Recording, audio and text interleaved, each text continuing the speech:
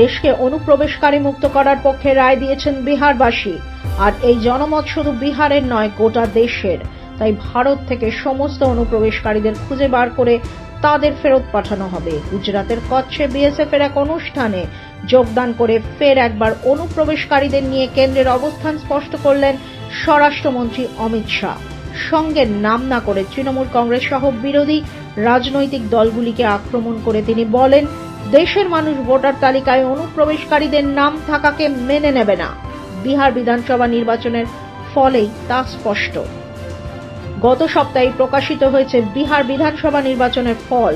এবারের বিহার বিধানসভা নির্বাচনে অন্যতম ইস্যু ছিল অনুপ্রবেশ। আর ফল প্রকাশ হতে দেখা যায় সমস্ত অনুমানকে ছাপিয়ে বিপুল জয় পেয়েছে এনডিএ। 243 আসনের বিহার বিধানসভা নির্বাচনে 101টি করে আসনে লড়েছিল বিজেপি ও জেডিইউ। বাকি আসনগুলিতে লড়াই করে লোক জনশক্তি পার্টি ও এনডিএর অন্যান্য শরিকরা। 101টি আসনের লড়াই করে বিজেপি জয় পেয়েছে 89টি আসনে। জনতা দল ইউনাইটেড সমসংখ্যক আসনে লড়াই করে পেয়েছে 85টি আসন। 28টি আসনে লড়াই করে 19টিতে জিতেছে চিরাগ পাসওয়ানের লোক জনশক্তি পার্টির রামবিলাস। উল্টো দিকে 143টি আসনের লড়াই করে মাত্র 25টিতে জিতেছে মহাগঠবন্ধনের প্রধান দল আরজেডি। 61টি আসনে লড়াই করে মাত্র 6টিতে জিতেছে শরিক কংগ্রেস। বিহারের এই জয় বিজেপির নেতাকর্মীদের মধ্যে নতুন উদ্যম এনে দিয়েছে।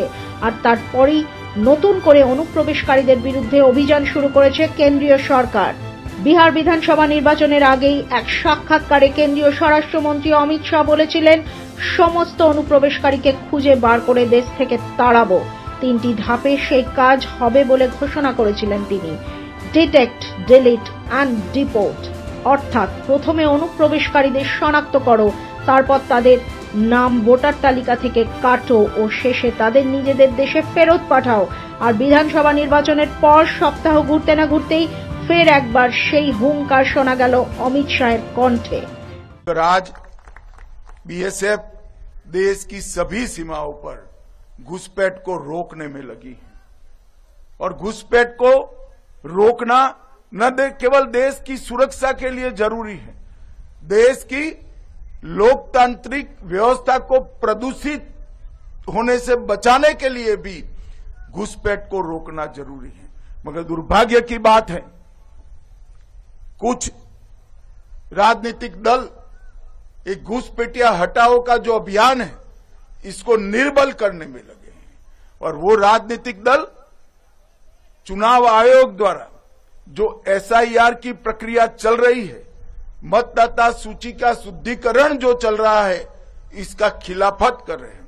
मैं आज इस हीरक जयंती समारोह में बहुत स्पष्ट करना चाहता हूं कि हम इस देश में से एक एक घुसपैठिए को चुन चुन कर बाहर निकालेंगे, ये हमारा प्रण है।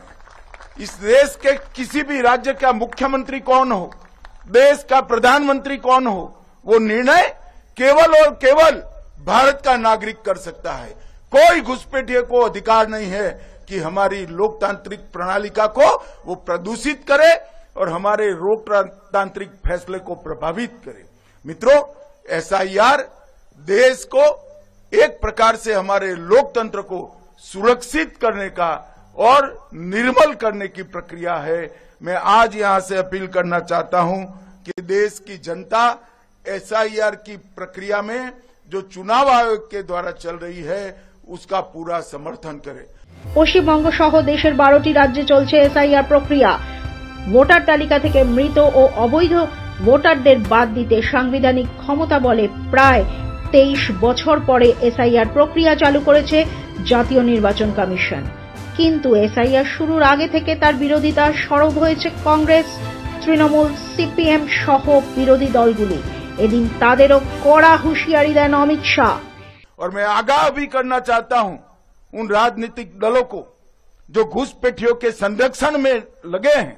बिहार के चुनाव देश की जनता का मैंडेट है और वो मैंडेट घुसपैठियों की उपस्थिति के खिलाफ। जो दल घुसपैठियों को सुरक्षित करने के लिए, मतदाता सूची में सुरक्षित करने के लिए काम कर रहे हैं, उनको ज्ञात होना चाहिए कि देश की जनता कभी ऐसे इरादों का समर्थन नहीं करेगी। বিহার ভোটের ফল প্রকাশের পর থেকেই বাংলাদেশে ফিরতে মরিয়া হয়ে উঠেছে পশ্চিমবঙ্গের বিভিন্ন জায়গায় লুকিয়ে থাকা বাংলাদেশি মুসলিম অনুপ্রবেশকারীরা। নিজেদের দেশে ফিরতে উত্তর 24 পরগনার হাকিমপুর সীমান্তে গিয়ে বিএসএফ এর কাছে আত্মসমর্পণ করছে হাজার হাজার অনুপ্রবেশকারী। আর তাতেই তৃণমূলের ষড়যন্ত্র প্রকাশ্যে চলে এসেছে। স্পষ্ট হয়ে গিয়েছে কাদের বাঁচানোর জন্য এসআইআর এর বিরোধিতা করছে তৃণমূল। কারণ বাংলাদেশে ফেরত যাওয়ার আগে একাধিক অনুপ্রবেশকারী জানিয়েছেন তৃণমূল নেতাদের সহযোগিতায় তারা ভারতীয় আধার ও ভোটার কার্ড তৈরি করেছিলেন। বেশ কয়েকজন এদেশে কয়েকবার ভোটও দিয়েছিলেন, এমনকি লক্ষ্মীর ভাণ্ডারের ভাতা পেতেন বলেও জানিয়েছেন কয়েকজন মহিলা। ব্যুরো রিপোর্ট, মাধ্যম। ত্রিপুরা এক অপরিসীম সৌন্দর্য ও সমৃদ্ধ মিশ্র সংস্কৃতির ভূমি।